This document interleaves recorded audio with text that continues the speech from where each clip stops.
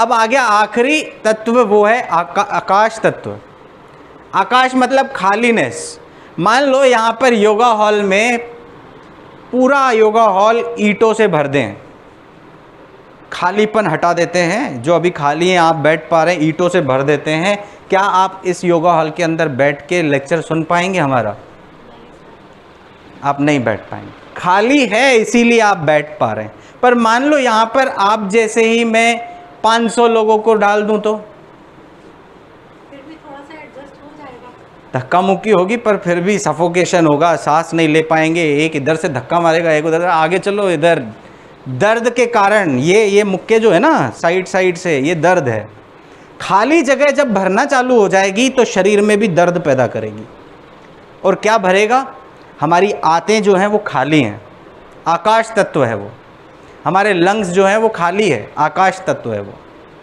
जो hollow organs हैं, bladder है, यूरिनरी ब्लैडर है, वो हमारा खाली तत्व है, खाली ऑर्गन है।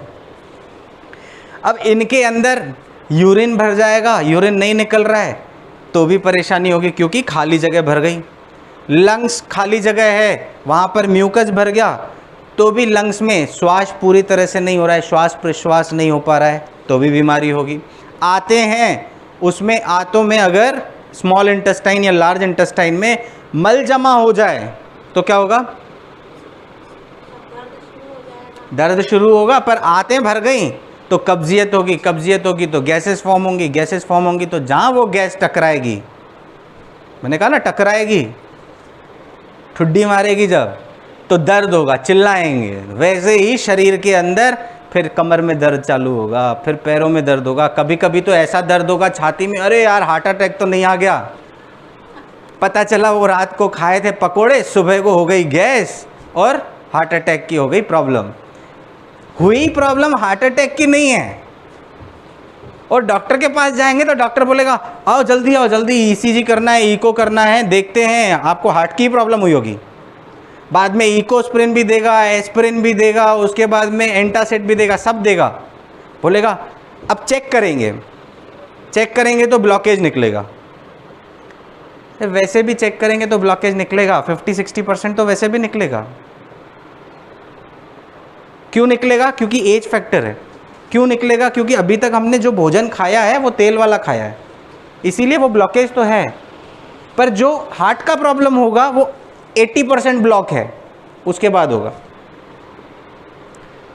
पर अब चेक करेंगे तो क्या होगा? 50% भी अगर ब्लॉकेज निकला तो बाहर जाके बोलना ही है। ऑपरेशन थिएटर में तो आप बैठे ही हो, एंजियोग्राफी तो करवा ही रहे हो, चेक ही कर रहे हो, तो बोलेंगे भैया एक आर्टरी जो है 50% ब्लॉक है, एक आर्टरी 60% ब्लॉक है, जबकि वो नॉर्मल है। पर अब बाहर बैठे हुए उनको तो ही नहीं पता ये नॉर्मल है कि अब नॉर्मल है। अब बाहर कौन होगा? मान लो हस्बैंड अंदर है, बाहर कौन है? वाइफ है। वो क्या सोचेगी? इतना किया है मेरे पति ने मेरे लिए, अब इस समय पे भी अगर मैं हाँ नहीं बोलूँगी डॉक्टर को कि ऑपरेशन करो तो मैंने पूरा जीवन क्या किया? बोलती हाँ भैया कर दो ऑपरेशन। क्या होता है? ऑपरेशन हो जाता है। ये है डर। हमें क्या करना है? हमें देखना है कि वो बीमारी क्यों हुई और उसको ठीक करना है। वैसे ही जब खाली आर्टरीज के अंदर जब खून का दौर चल रहा था और इसमें जब ब्लॉकेज होता है तो ये ब्लॉकेज कैसे होता है? कोलेस्ट्रॉल से होता है, ट्राइग्लिसराइड से होता है, एथेरोस्क्लेरोसिस का प्रॉब्लम होता है। पर जो मैं गैस वाली बात बता रहा था वो तो आधे में ही छूट गए। वो क्या है? गैस तो आपका वैसे भी ठीक हो जाता अगर आप थोड़ा सा जीरा अजवाइन पानी पी लेते, पेट पे ठंडा गर्म सेक कर लेते, एक एनीमा लगा लेते तो 50% प्रॉब्लम तो वैसे ही ख़त्म हो जाती। और फिर लगता नहीं हार्ट का नहीं है, ये तो गैस का है। और जब दर्द होता है ना उस टाइम पे हम भूल जाते हैं रात को हमने गलती क्या करी थी, क्या खाया था, वो भूल जाते हैं। हमें क्या याद रहता है? तकलीफ याद रहती है आज की। ये पांचों तत्वों में अगर असंतुलन होगा तो बीमारी पैदा होगी। उसके लिए कोई नहीं रोक सकता, ना आप रोक सकते, ना डॉक्टर रोक सकता है और ना ही भगवान रोक सकता है। क्यों? क्योंकि वो असंतुलन होने के कारण हुई है बीमारी। और असंतुलन कैसे हुआ? प्रकृति के नियमों के विरुद्ध जाके। हमें क्या करना है? प्रकृति के नियमों का पालन करना है। यानी गरिष्ठ भोजन करते हैं तो वो प्रकृति के नियम के विरुद्ध है। व्यायाम नहीं करते वो प्रकृति के नियम के विरुद्ध है। गरिष्ठ भोजन करते हैं, स्वादिष्ट भोजन, मिर्च मसाले वाली रोटी खाते हैं, वो प्रकृति के नियमों के विरुद्ध है। तनाव लेते हैं, वो प्रकृति के नियमों के विरुद्ध है। हमें शरीर को बनाने वाले नियम अपनाने होंगे, और शरीर को बनाने वाले नियम क्या है? प्राकृतिक भोजन, व्यायाम का संतुलन, व्यायाम और आराम में संतुलन, उसके बाद में स्ट्रेस ना लेना, तनाव ना करना, शुभ चिंतन करना।